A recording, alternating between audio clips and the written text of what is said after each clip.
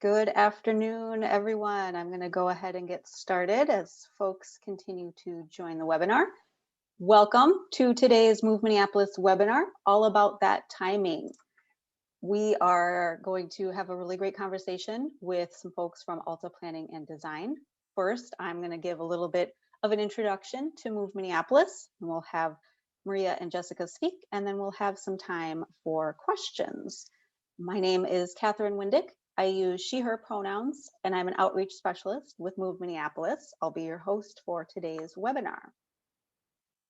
As you're entering the webinar, you'll notice that attendees are muted. If you'd like, feel free to go ahead and share your name, your location, your organization in the chat. If you want to let us know where you're coming from. I know we had folks register from all over the country, so curious to hear where you're coming from if you'd like to share.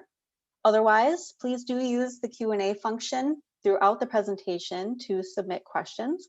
We will have time after the presentation for questions, so we do encourage you to let us know what you're thinking about. Move Minneapolis is Minneapolis's transportation management organization for the downtown area. Our mission is to improve air quality and reduce congestion, which we do by promoting alternatives to driving alone in a car or an SUV. So that includes biking, walking, transit, carpooling, car sharing. We do focus on commuting to downtown, and we have a special focus on consulting with downtown Minneapolis employers. We provide employer services such as transportation benefits consultation. We put on commuter fares, and we do individualized commute planning and assistance. So what you see on the screen here is actually me and my colleague Carl at a relocation event for a downtown Minneapolis employer, where we worked with individual employees one-on-one. You can see there's a big transit map there on the table, and we're consulting with devices to walk through this individual commuter with what's the best way for her to get to work from her doorstep to her doorstep, work to home, specifically tailored to her, which can be really powerful for folks that just are overwhelmed by the system and maybe don't know where to start. We provide that one-on-one attention. We act as a resource, and we share resources with our networks. So we put out things such as a blog every so often on our website. We produce a monthly newsletter. We are active on social media, and we have promotions that we run with partner organizations as well. For example, Metro Transit is an organization that we work a lot with. And I just wanted to take a moment to highlight an event they have this Friday to celebrate Earth Day. They will be providing free rides on an electric bus on Nicollet Mall from 10 a.m. to 2 p.m. this Friday. So you can hop on and see what it's like on an electric bus with no emissions. Just a fun event for this Friday to celebrate Earth Day. We also run a commute ambassador program, which brings together folks who work downtown and just are really passionate about sustainable transportation. So they use sustainable transportation to get to work, and they want to help to spread the good news to others. So we bring them together to network, to share information, and to keep our ear to the ground on what's going on with downtown Minneapolis employers. If you work downtown and you would like to work with Move Minneapolis for any of the things that I've talked about, many of the resources we provide are free. We would love for you to reach out and let us know if you have any needs that you would like to talk about. And with that, I'd like to introduce Maria Wardoku. Maria is a senior planner with Alta Planning and Design in the Minneapolis office. And I'll go ahead and turn it over to you, Maria. All right, thank you so much, Catherine. And before I introduce Jessica, I want to connect her work to the broader context. I've been working out of Alta's Minneapolis-St. Paul office for about 5 years now. And something that I love about the work that we do is that we work on all the elements that need to be in place to create communities where you can travel by walking and biking and transit, and it's normal, it's easy, it's comfortable. So next slide, Catherine. In our field of active transportation, we call these elements the 6 E's. And many of you who are in the transportation field may know about them. They are equity, education, evaluation and planning, engagement, engineering, and encouragement. And the 6 E's are at the center of our work locally and across the US and Canada. We get to work on everything from planning citywide biking and walking networks to engaging students and developing safe routes to school plans, to designing trails and streets, and a lot more. I wanted to share briefly how the 6 E's show up in my everyday life here in Minneapolis. Next slide, please. So my main mode of transportation these days is my cargo e-bike. And most days I take my toddler to daycare in our cargo bike. So how do the 6 E's show up on that journey? Well, the first E is probably the most obvious. That's engineering. Every day we cross the Franklin Avenue Bridge, and this bridge used to have 4 car lanes and this just sad sidewalk.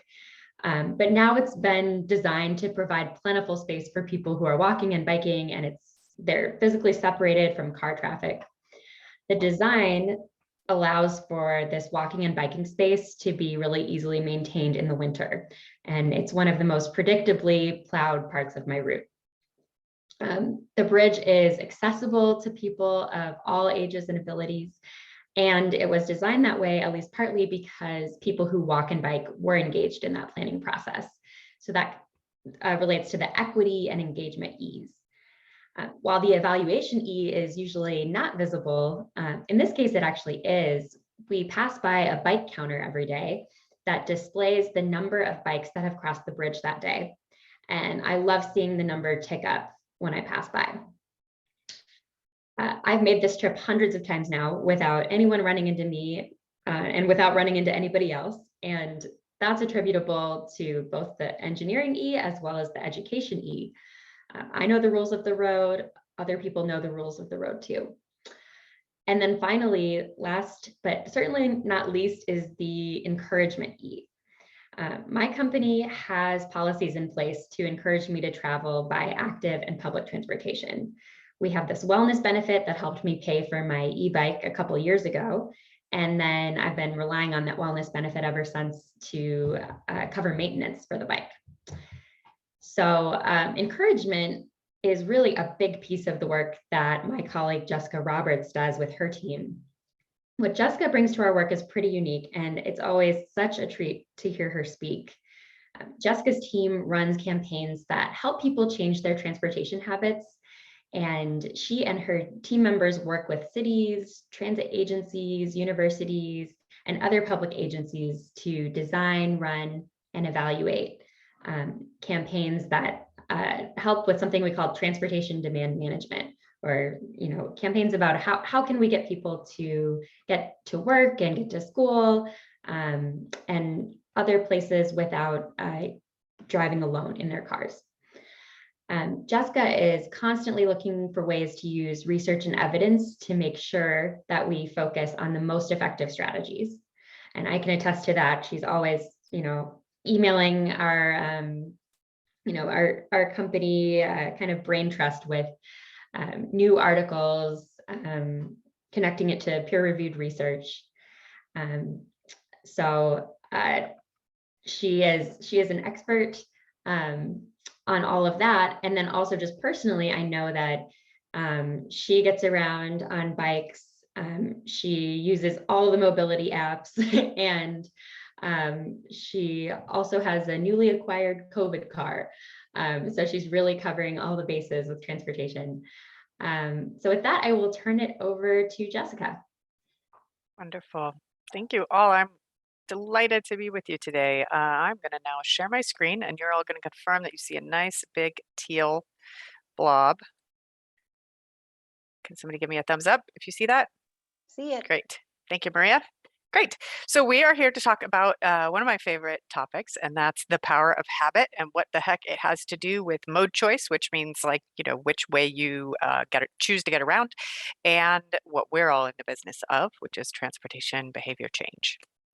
So I thought I'd start with a quiz. When's the best time to promote transit, biking, and or walking? in whatever your role is. I know some of you, like, this is your full-time job like me. I know others of you, it may be something you do sort of on the side. So whatever this means for you. So A, at the beginning of the fiscal year. B, whenever you get your hands on that grant money you've been waiting for. C, when you finally have staff time to do it. D, right after, hopefully you're doing some kind of annual survey so you know how people get to your workplace. Or E, when your audience's habits are disrupted. You'll be shocked to know, given the title of this presentation, that I think it's E. And I'm laughing at that a little bit because, of course, I mean, we're also realists. If you don't have staff time to work on it, or you don't have money to work on it, you won't. But I'm here to make the case that we should all be learning a lot more about how habits play into how people get around, including how they get to work, and what that research suggests we can do to get different and better outcomes. So we're going to go back to college for a little bit here and talk about the science of habit formation. What do we know about it, and what does it mean for us? So a habit is a learned sequence that has become automatic through repetition, and it consists of these three parts. Stimulus, which I usually think of as the context. There's some kind of prompt. There's some situation that happens regularly, and it prompts you to do an action. That's pretty self-explanatory. In our case, the action is driving alone to work, is what we're here to talk about, that habit, right? And in return for doing that action, I get some kind of reward or positive reinforcement. Now, that might be an actual literal reward, some sort of incentive. In the case of many transportation programs, there might be, I get $2 a day if I bike to work, right? It could be as literal a reward as that. But in most cases, and especially when it comes to driving, it's more subtle positive reinforcement. It might simply be that I was physically comfortable, right? Like I wasn't cold or too cold or too hot. I was able to travel in a way that was, didn't require me to think very much, or, it seemed like a reasonable trade-off in terms of time and money. And importantly, it didn't challenge my identity or make me uncomfortable, right? So it can be as subtle as that, but there's some sort of like reinforcement I get. And because I got that positive reinforcement, the next time I'm in that context or have that stimulus, I'm more likely to do the action, and then I'll get the positive reinforcement, which makes me more likely to do the stimulus. And basically, I'm expressing to you that the more often we repeat this, the more the stronger the neural connections are that support this habit, and the more automatic it becomes. So the more it moves into the realm of autopilot. And for those of you who have heard me speak in the past about behavioral science and transportation choices, we know that means that we're basically taking it out of the realm of like active decision making, where I'm engaging my logical brain and making deliberate choices, and moving into the realm of unconsidered autopilot. Habitual response. And the reason that's important is that the stronger the habit is, the less likely it is that I will change it. And there are two parts to that, right? One, that means that anytime I'm in that context, if I have a very strong habit, I will find myself doing the action and receiving the reward without, without really considering something else. It also means that uh, if even if I want to change my behavior, even if I'm saying to myself, oh, my doctor really wants me to get more exercise, maybe I should try that bike to work thing, or like, geez, our family finances are not doing great with two cars, maybe we should lose one. Like, I'm thinking this in the back of my mind, but as long as this habit is strong, the stimulus happens, and I'm doing it again, whether I want to or not. So luckily, there is lots of research out there that addresses what's called the intention action gap. And that means I want to do something different, but I'm not getting around to it. I haven't succeeded at it yet. So most of what we'll cover today comes from that kind of research. But it's important to know that at that point, you're swimming upstream, right? And this is particularly challenging if the thing that people are doing today, their strong habit, is easy or pleasurable. And what we're asking them to do is in any way feels like a sacrifice, a hassle, or discomfort. And that's something we have to grapple with as transportation folks, is that, sometimes the value proposition we're making on the surface doesn't seem like an upgrade. It might almost certainly take longer. Let's be realistic. may cost more money. I mean, in many cases, you don't pay for parking and, but you do have to pay for your transit pass, right? Of course, that's where I think what we all know about how to sell some of the other benefits of walking, biking, taking transit, and sharing rides comes in, right? Helping people understand that, it may take longer, but you have much lower stress, or it may take longer, but you can use that time in a way that checks off your exercise box, or, rejuvenates you in some way because you can listen to your favorite audiobooks on the bus or whatever, right? But I just want to acknowledge the research suggests that if the habit is both strong and easy, it's hard to shift. So how, but we've all know that habits can change, right? I mean, we've all in our lives changed habits ourselves, whether on purpose or it just happened to us. So how do we change a habit? Well, you can disrupt any or all of these steps. And I think I will start by talking about the reward because it's the most straightforward, right? So this can be either reducing the positive reinforcement that you get for driving alone and or increasing the reward that you get for doing something else.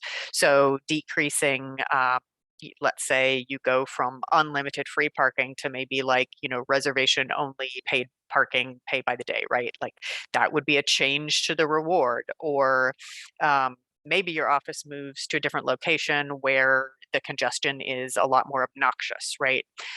So the drive is more stressful, or it might take you longer. So those might be ways that you can either intentionally or just reflecting, what's happening externally, reduce the rewards that people get for driving alone.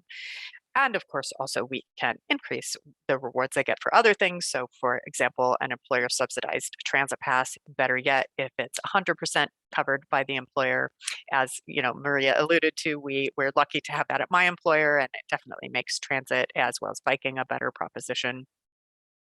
So some of these things are, in fact, within our direct control. The next thing that maybe can get disrupted is the action itself. And that would mean that what we normally do is probably literally not available to us anymore.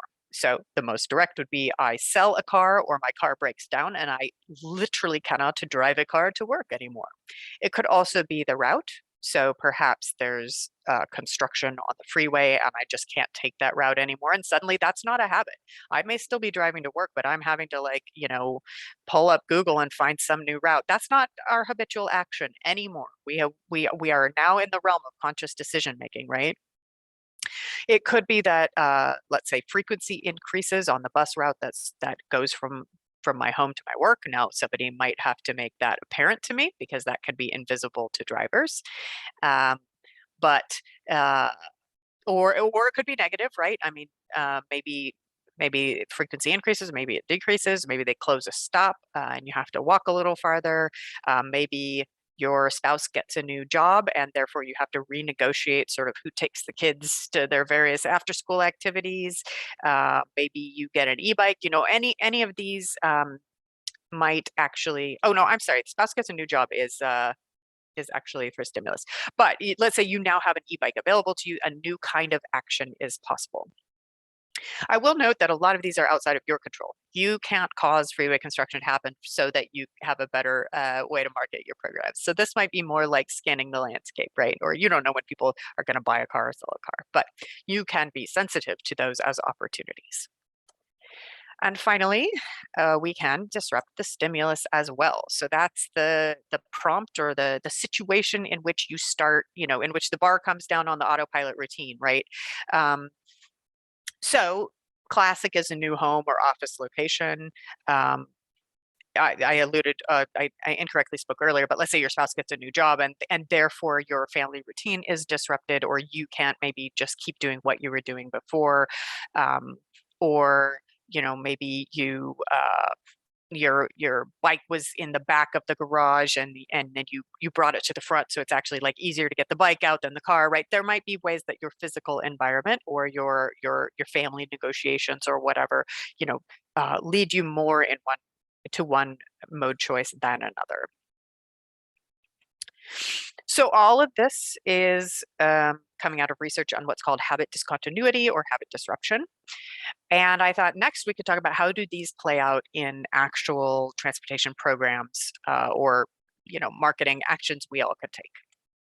So The first one of my favorites, is called the fresh start effect. And the fresh start effect means that it's kind of, to quote the academics, right? It means people are much more open to changing their habits at, quote, personally significant temporal landmarks. So that's some kind of date or moment in time that kind of shakes us out of our autopilot and makes us reevaluate our situation. And the classic one, of course, is New Year's.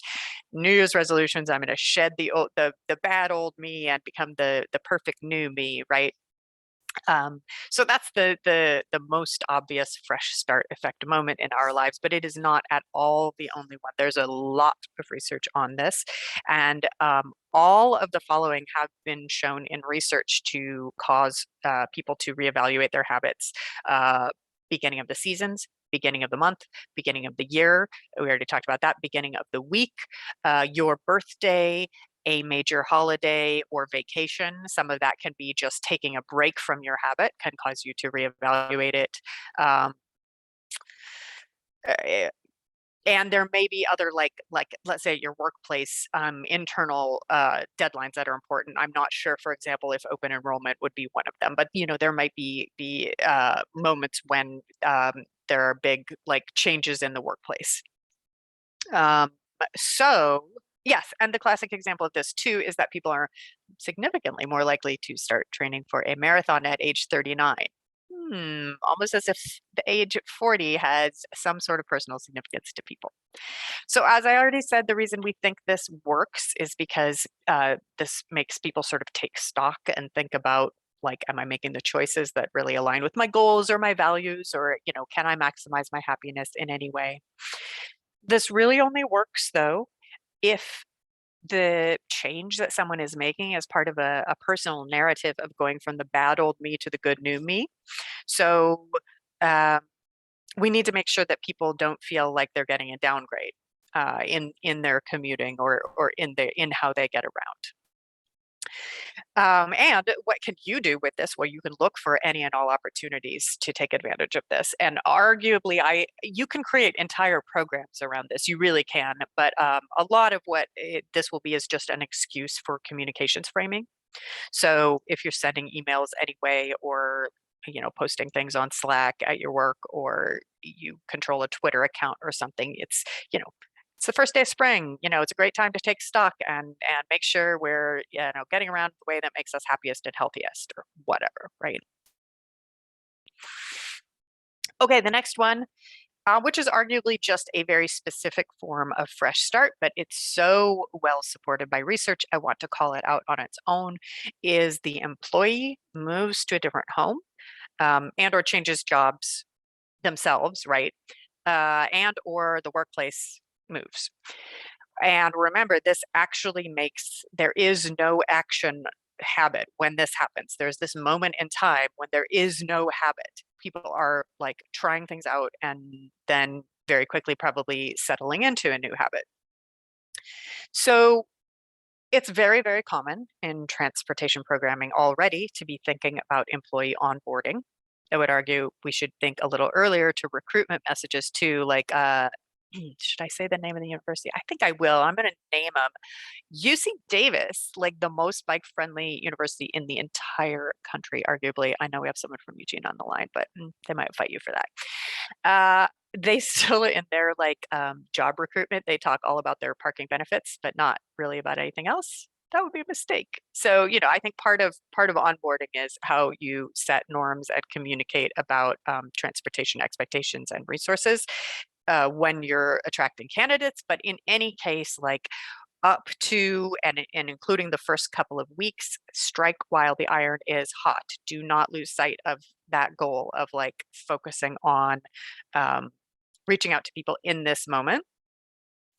If your HR folks would actually tell you when people move homes, they're still at the same job, right? But they're moving homes. I do not know whether any HR person would agree to this, but I could imagine a really nice intervention where you're like, hey, Erin told me you're moving. Can I help you find your perfect new commute? And of course, if your headquarters is moving, that would be a great company-wide excuse to talk about this. And you can tell your boss or whoever needs to approve this that this is one of the best ideas that's best supported by research. So, for example, there was a study in Germany that offered people by mail, sent mail-based packets to people who'd recently moved homes, inviting them to take transit more often and sending them a free transit pass. And folks who received that intervention were increased their transit use by 22%. And if you want to look at these studies, I can think of certainly 8, probably a dozen. So I can send them to you if you want to look at them, but it's really well supported.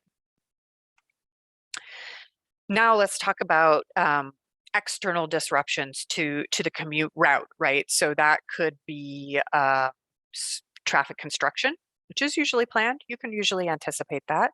It could be incidents like, some sort of traffic jam because there was a crash on a major expressway or something. It could be a major sporting events, or arguably less so, but maybe some kind of major concert or festival. You can see those coming too, but they're going to cause problems, and natural disasters. So you cannot make any of these happen, I would argue, and I don't want you to cause a natural disaster just as an excuse to talk to people about why driving to work is suboptimal. But you can be looking for these opportunities, and for the ones where you can plan ahead, like that there's some kind of major road closure on a route that is commonly used for folks at your work, you can anticipatorily be like, hey, commuting by car is going to get really tough to our hospital or whatever, our campus in 2 months. Here are all the ways I can help you make another plan and get through that with a minimum of pain. For the ones where you couldn't anticipate it, like let's say, epic road closures, maybe, well, I was going to say snow related, and then I realized you're all in Minneapolis, you're going to laugh at me. But here in Portland, Oregon, where I live, like if snow happens, everyone like runs around like headless chickens and crashes their cars into things. And, you can't anticipate that.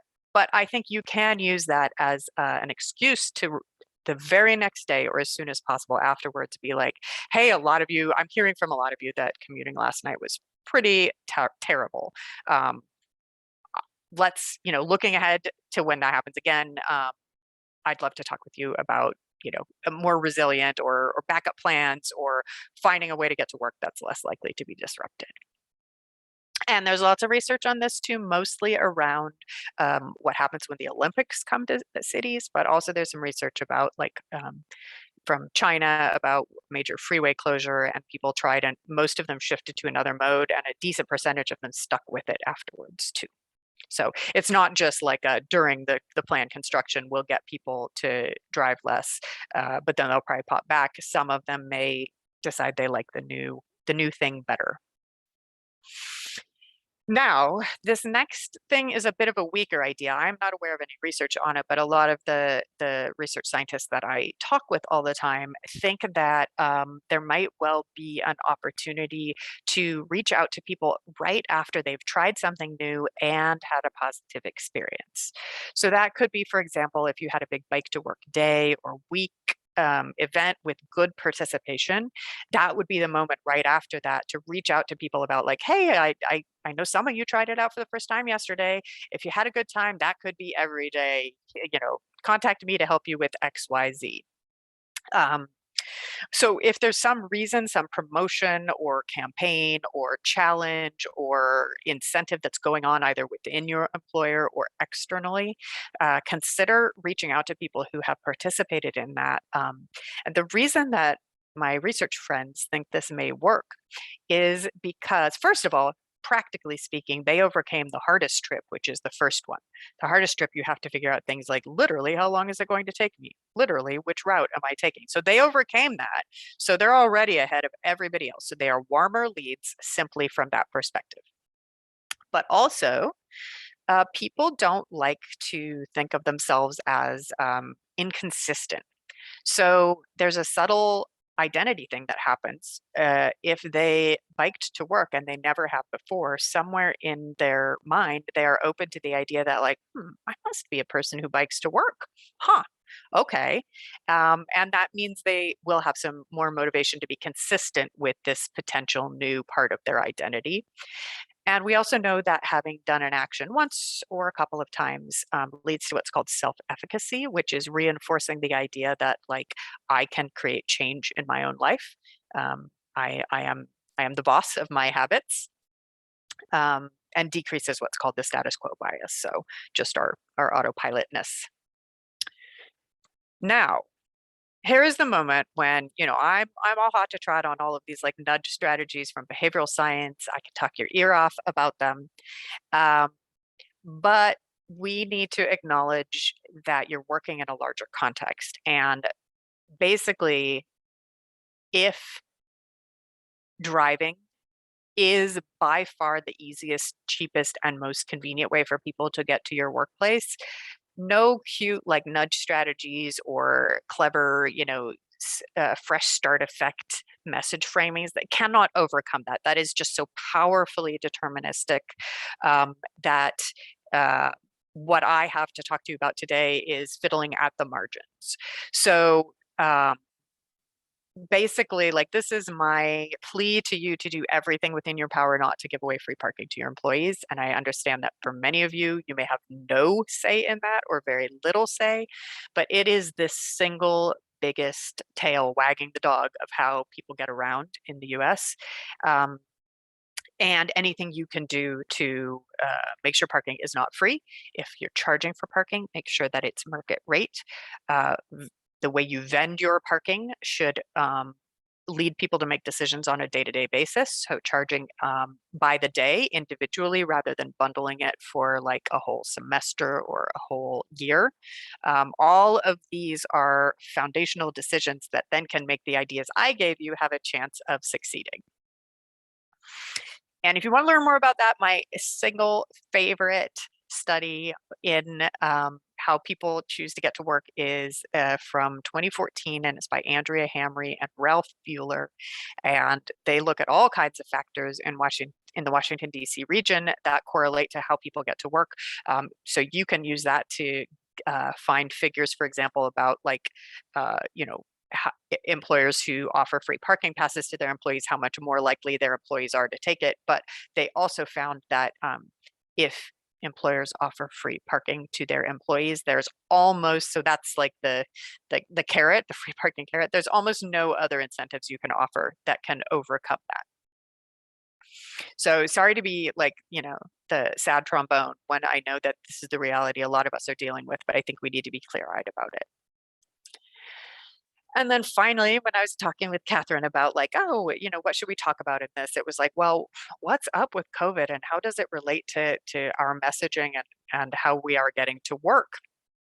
And we're not we should be so lucky as to be post-pandemic. I'm not even sure what to call this phase that we're in, but it is certainly the case that at the beginning of the pandemic, we saw radical drops in traffic congestion, trip making, vehicle counts, trip counts at all. People were just staying home and they were not going places. And then for a lot of white collar employees, they continued to work from home, but traffic congestion and trip making by car started to increase for other purposes. And now they're all starting to go back to work. And a lot of them who used to drive to work are now choosing to take the car. And I think this is going to get much, much, much worse. Well, I mean, if we get a new variant, we all go back home, who knows? But assuming things continue to get a bit better, I think what we will see is a lot of people who used to take transit or carpool to work are going to drive because both because they have powerful new habits that they have formed and reinforced during the pandemic towards driving, and because they may still have concerns about the safety of being around other people. So this is a really, really big challenge for our industry. And I propose to you that hybrid work may be a solution, but it may be part of the problem too. So again, this is mostly the case for white collar workplaces where people can effectively do their work from home largely. But what we're seeing right now is that most employees want to go to some kind of hybrid model where they're in the office some days and working from home other days. And so on the one hand, comparing that to pre-pandemic, if you're just flat out not commuting for, let's say, 2 or 3 days a week, that's much better from a vehicle miles traveled, VMT perspective. And people are driving less, right, if they're staying home. But what we're also finding is that without the daily commute habit, they're tending more to drive on the days that they do go to the office. And that might be because, let's say they have to pay for parking. Well, it's easier to justify paying for parking on 2 days a week rather than 5. And or they may just not want to plan ahead. And so they are like, well, I currently drive everywhere, so I guess that's what I'm going to do. So I think the jury is still out on whether, where we're going to land on this. But so I want to make you aware of some of the trends and like conversations that are happening among researchers and transportation professionals, but I also don't want to be like too negative. So I want to leave you with some positive ideas. And I would say that everything we just talked about related to habits, like now is the moment, right? Even if people have pretty powerful new drive alone habits because of the pandemic, you still have a moment when they're considering coming back to the office. Maybe, they weren't required to and now they are, or just people are choosing to come back. Do anything within your power to talk to people about making an active plan about how they're going to commute to the office. Remind them, for example, of the transportation benefits you offer them. Uh, if it if you can do this and back it up with data, set norm expectations. So don't let people assume that everyone is going to switch to driving alone. Be like, hey, we're hearing from a lot of our colleagues how much they're enjoying getting back to their biking and walking commutes. It's helping with their health, or emphasize the good research that's out there about how safe public transit is from a COVID transmission perspective. So now is the moment. And we can use all the tools we just talked about, right? And also transit agencies in this exact moment in time are starting to add back service that they cut during the pandemic. So that can be a good news. It can be a fresh start effect excuse. But also I think it's part of our toolkit for talking about why not to just drive to work, please? And finally, I thought I would share with you my team's thinking on how does this science on habit formation and disruption, how does it change how we do our work? So this is what we generally, the steps we go through to create any kind of transportation behavior change program. And I think that reflecting on goals helps us at a number of stages. So here during the define program goals, the initial step, one thing you might do is think about your warm leads, your audiences that are most likely to be receptive to what you have to say, and make sure somewhere in the mix you're considering new employees or employees who have moved homes. Or if you have any other ways of figuring out people who are changing their habits or aspire to change their habits, consider them in your target audience. Next, when you are doing background research and stakeholder engagement, I propose that a really great way to think about using this for good is to talk with people who aren't driving to work today, and especially if they changed from driving to doing something else. But in any case, ask them what you'll have to not use these words because this won't make sense to them, but probe for questions and listen carefully about what is it about the context or stimulus in their lives that's making that possible. What action do they take and what rewards do they perceive from the choices that they're making? So that you might call this a bright spot analysis, and then use that to craft messages to share with the rest of your colleagues or whoever you're serving. In your defining your program strategy and implementation, I think there are a lot of opportunities for message framing and opportunistic prompts. So we already talked about all the ways that you can use for a start effect. Can you send someone a birthday message and invite them to, as a present, give them like a free transit pass and invite them to try out their dream commute or something. Looking for opportunities to message about congestion or sporting events or all of those things that are going to make driving really unpleasant. So everything we discussed, think of it in terms of the messages, your calls to action. And finally, during a program evaluation, you can certainly, if you're trying out, let's say, a pilot program to do some enhanced individual outreach during new employee orientation, I would suggest you try to evaluate that pilot program separately to see if you are, as I think you are likely to, getting higher engagement and follow through, getting better results from that subset. So make sure you evaluate that separately. And you might also, if you are sending any kind of messages through, let's say, an email client, like, MailChimp or something like that, if you have some way to evaluate open rate and or engagement or click-through rate, or whatever is relevant to the way that you communicate with folks, see if these habit formation messages that we've talked about today, see if they're getting a higher engagement or open rate. I mean, you should be doing that with everything anyway, right? And learning from it. But if you're doing what Jessica told you to do, then confirm that it's working, because if it isn't, don't do it. So I think that's all my talking at you part. But now I really look forward to hearing, and I was not able to monitor the questions as I was doing this because I just have my laptop screen. So we can go back now and look at your questions. And I think, Catherine, you're going to be our MC on this, right? I am indeed. So I would like to encourage folks to submit questions. We do have someone with a hand raised, William Shorier.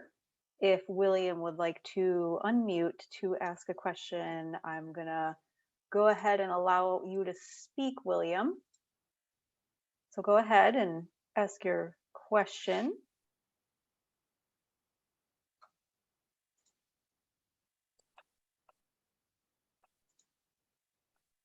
That's possible it was a hand raised in error. What do you think, William? We'll give you another couple seconds here. Yeah, in error, sorry. Okay, no problem. Great. All right, so we'll wait for some more questions in the Q&A, and while we wait for those to come in, we did have a kind of a pre-event question that came in from a registrant about, we're all kind of re-entering quote unquote normal times, and we're coming back to the workspace. And do you have any thoughts on how to re-engage just those good habits that we are not used to anymore? Because a lot of us are used to waking up and going right to the computer, and and no matter what the commute, whether we loved biking to work or not, maybe we had this great 30-minute bike ride and we loved it at the time, and now it just feels hard to do anything besides get from your bed to your computer. Do you have any thoughts on kind of just getting back into those good habits as well? Yeah, I mean, I've had personal experience with this. So this is longer than it's worth, but I think it's funny. So I'll tell you, I brought all my plants home from the office when we all got sent home on that one Tuesday back in 2020 March, because I did not want them to die. And then we got a new kitten, and last year, in May of last year, I know this because I realized that half my plants were like toxic to cats. And I was like, well, my old cat didn't chew on plants, but what if my new cat chews on plants? So I had to take half my plants back to the office in May of last year, 2021. And I know that because then I had to go to the office once a week to water them, or they will die. So I've been commuting to the office once a week since that time. And man, the first few bike commutes, and I've only ever biked to work. It was really challenging. I really had to intellectually be like, what do I bring to work? I knew the route. At least that was one thing that I didn't have to confront, was at least that was still somewhere in my neural pathways. But it's been a little bit humbling to see for myself just how much friction is what we call it. I had to overcome in doing a commute that I knew I liked, that I wanted to do. I've gained an unspecified number of COVID pounds. And I think it's because I've been missing my bike commute. So I wanted to do it. And even so, I really dragged my feet. And it wasn't until I sort of had to, or my plants would die, that I was like, okay, I'm going to overcome this. And I've talked to several of my colleagues who are in the same boat, where they're like, well, I kind of want to come to the office, but then I kind of never get around to it. So I think it's real. I haven't pre-gamed this question, so let me just think out loud and we'll see what comes out. The number one thing I can tell you that comes to mind is that there was some good research done at this point kind of early-ish in the pandemic, and it basically showed that the only people who actively missed their commutes were bike commuters. So not everyone it was a bike commuter, but those folks are likely to be your warmest response on like, haven't you missed your commute? We can't wait to, see your bike back in the bike room. That might be a chance to, for one thing, I think being explicit and empathetic about like, hey, we're all figuring this out. It can be a little bit confusing. We're going to be kind to ourselves. We're going to relearn. I'm here to help you. I think like, not making people feel alone that they're having this moment of like, do I still know how to do it would be good. I mean, for some people physically, like the bike commute that used to be comfortable to them might be challenging now. So, acknowledging that, being, helping people feel kind to themselves, helping people remember those baby steps about maybe combining bike plus bus or, doing it X days a week. So I think that group, well, I guess I'll back up. Ideally, you would know how people used to get to work on an individual level so that you can craft messages for each group separately. That would be the best because then you can, remembering that people like to be consistent in their self-identity, you can sort of assign to them that old identity as a transit commuter or as a carpooler, right?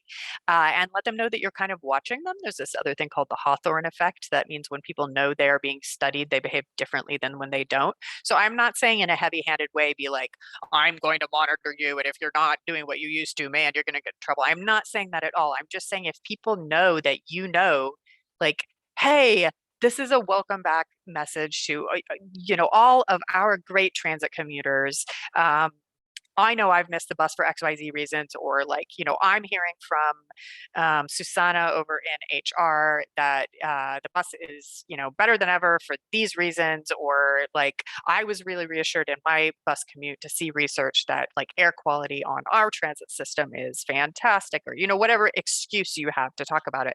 But the important thing being that you're like, basically like, we'll Peloton it out. Like, I see you, like, my transit commuters in the house, right? And then what you're doing, if you are able to do that, is then people might be like, oh, if Catherine, let's say, our ETC on site knows that I usually take the bus to work. I know she knows that because she just sent me that email, and she sees me driving to work. I might be a little embarrassed. Now, this is a subconscious thought process. No one actually, because I mean, who cares, right? But subconsciously, these things play out.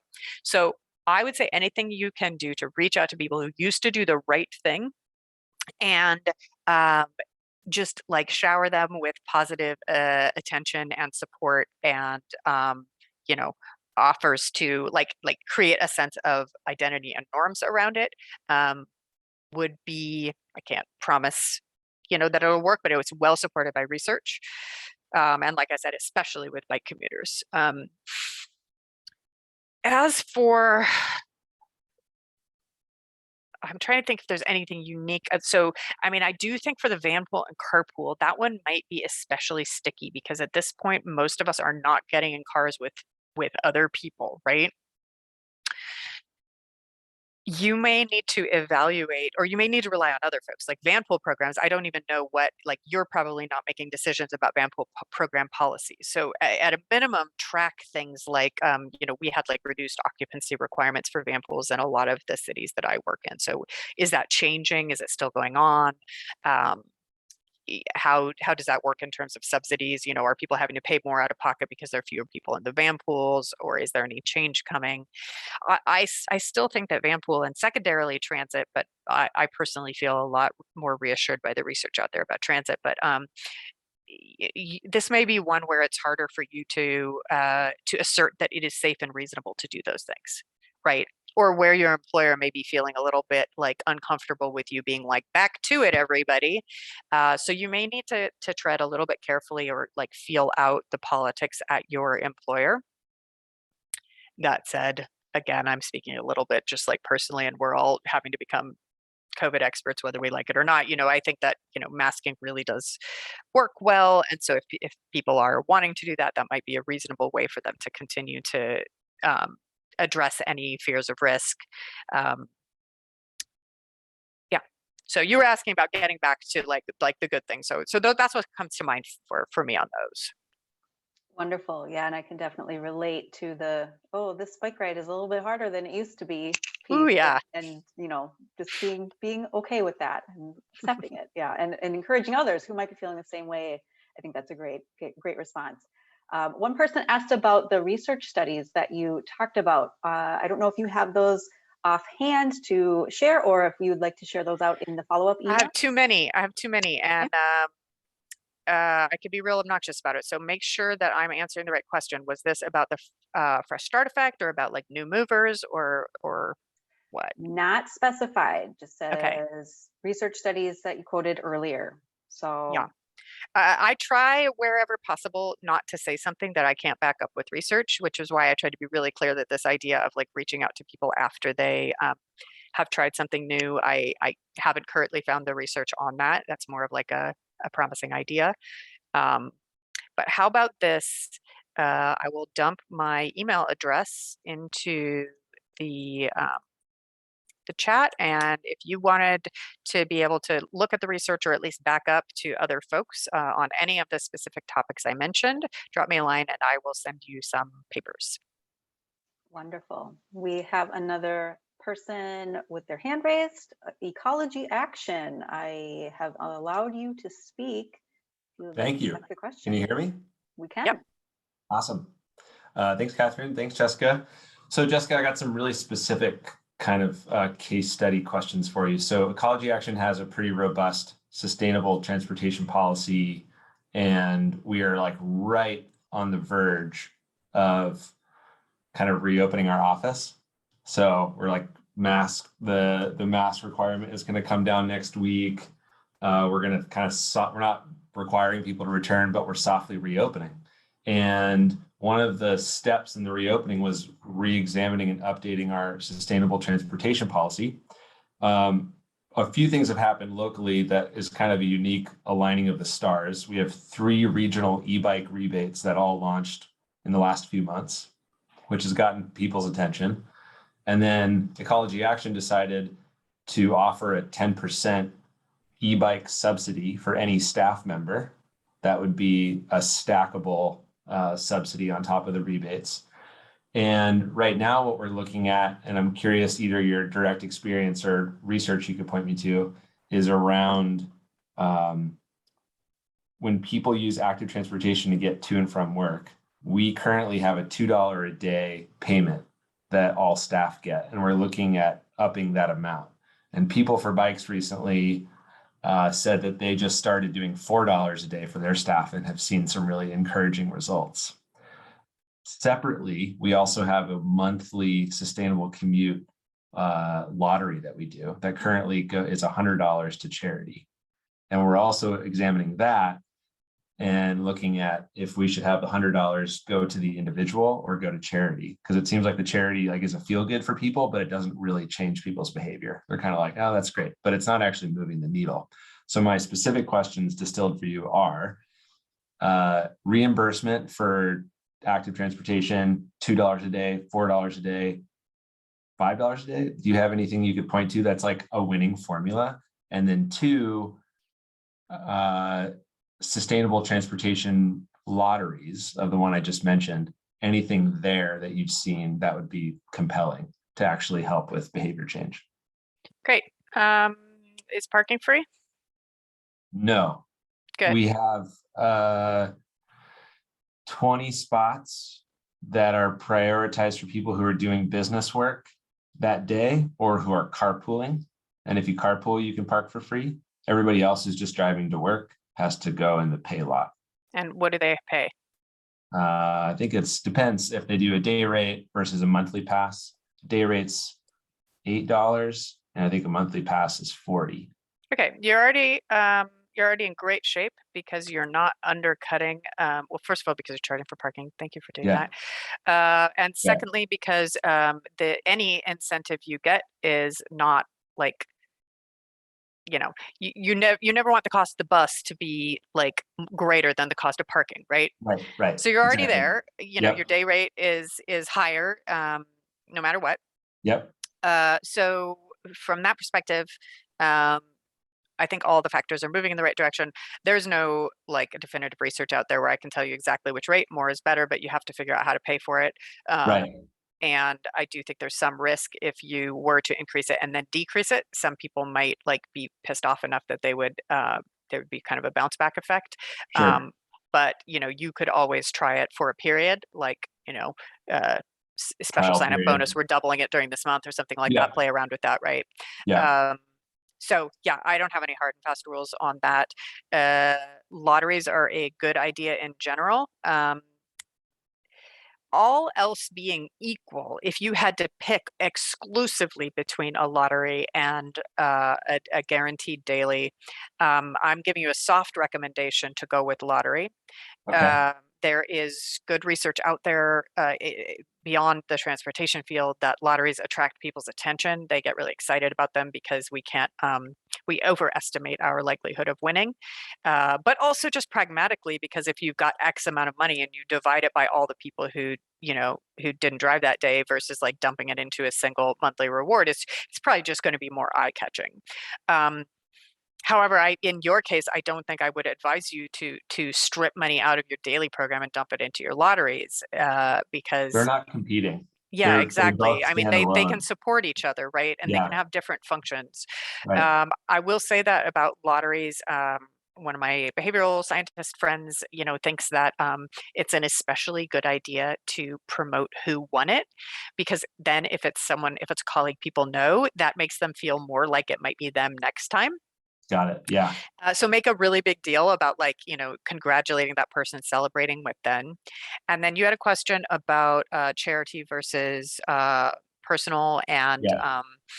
I've seen mixed evidence on this. I don't have a hard and fast rule for you on this. You could try giving people the choice of one or the other.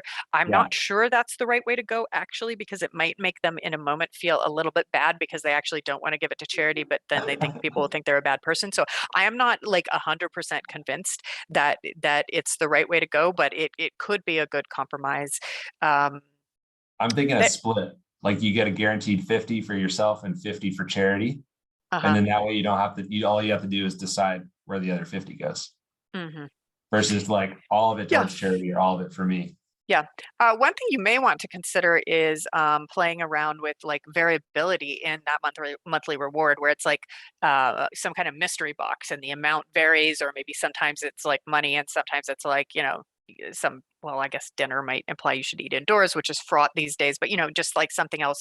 If you look up and I'll try to find the reference and paste it in, but the Capri study, it's a Stanford study. They use this idea of a mystery box where people could either get a guaranteed daily reward, or they could go in for like a drawing where they might win nothing, or they might win something of significantly higher value. And a majority of people chose the mystery box. There was something about that like frisson of like I don't know, it was more exciting. Well, actually, you don't always know why these things work, but I think the interpretation is that it just made it more interesting and sticky, Sure. that intermittent reinforcement thing. So you could consider that. Any thoughts between flat rate per day versus a tiered rate by mileage? Like if you live further away, you should get more. I mean, I'm making crap up on the spot, right? So like do studies on all of these, but I would say if it starts to become confusing, then there's friction in the process. So, that's like, I would say that looking at how consumers respond to variable by distance transit rates, especially for buses. It's one thing with trains, but for buses, like that just adds like intellectual gunk to it, and to the decision making. So I would keep it simple. Okay, that sounds And then great. you're rewarding people for like commuting longer. I wouldn't do that. Yeah. Okay. Sounds good. Thank you. Yeah. All right. Well, it looks like we are just about at time. I don't know, Jessica, if you have the ability to talk a tiny bit about one other question that has come up and is something that I've been thinking about a lot too, is this question of if you charge for parking, it can be a retention and candidate attraction issue. If you're the only employer in the area not charging for parking and nobody else charges for parking. Do you have any insight into what happens if there's a commuter benefit, or let's say you get more of a benefit for biking, walking, taking transit than parking, but parking is still technically free. Do you know any of that kind of that nuance? If parking is still free, does it not matter what else? I think you kind of said something like that. It doesn't really matter what else. I mean, you it's not that have, you should but like give up completely. Like, it's still great to have like employer paid transit passes are another one of those like has actually been studied adequately, and we've got a lot of evidence that shows that pays off, that leads to higher transit use. So I would say that's a winner strategy no matter what. Even if you have free parking, you will have more success if your transit service is better, more reliable, more comfortable, right? Which I think is outside of your control. So it's not that you should like throw your hands up and do nothing if you have free parking, but you're always going to be like, you're going to get single digit wins instead of double digit wins, right? right. And your employers and your policy makers should adjust their expectations accordingly about what you can accomplish. You've been handicapped in your ability to accomplish the goals of your program if you're working in a free parking situation. And I mean, I understand. It's not that I have zero empathy for that concern about like competitive disadvantage. And this is where, the tragedy of the South Bay in the Bay Area, where all the tech companies are, like, Google won't be the first to charge for parking because then they fear, and I don't think they're wrong, that all their employees would like, go to Apple and Right. everywhere else. So when you see that kind of like everybody pointing at each other, like I can't be the first one, it's a real indicator that like that's where policymakers play a role. Right. So that's where making there are policy solutions that charge employers who, in various ways, you can look into this, but making it so there's a financial hit on employers who offer free parking to their employees is one way to think about that. Or overlay districts where we don't do free parking in this area, or there are different policy solutions to that, but we both need to hold employers accountable for the choices that they make, and they're probably paying for the free parking too. They're paying for it either directly, individually, and they don't see the opportunity costs of that expense, or they're paying for it in terms of like more suburban land uses with longer commutes and some disadvantages there, right? Because they want the bundled parking. But either way, it's not that the status quo is neutral or cost neutral to employers. So, but at the same time, I think that that's where really good top-down governmental policy can get us out of the corner we painted ourselves into. Great. Well, we have a couple other questions that, Jessica, I think you had said you'd be okay with addressing afterwards. So we'll arrange that and get that out to folks. Thank you so much, Jessica and Maria, for your participation today. This has been a wonderful event. I think we all learned a ton, and I really appreciate everyone being here and the lively discussion, and look forward to taking these ideas into our work going forward. Again, feel free, everyone, to reach out to Move Minneapolis. Jessica and Maria both have expressed, interest in, if you have questions and want to reach out to them as well, please do. Otherwise, we will call that the end of our webinar today. Thank you so much, and have a great rest of your day, everyone. Thanks, everybody. Bye now.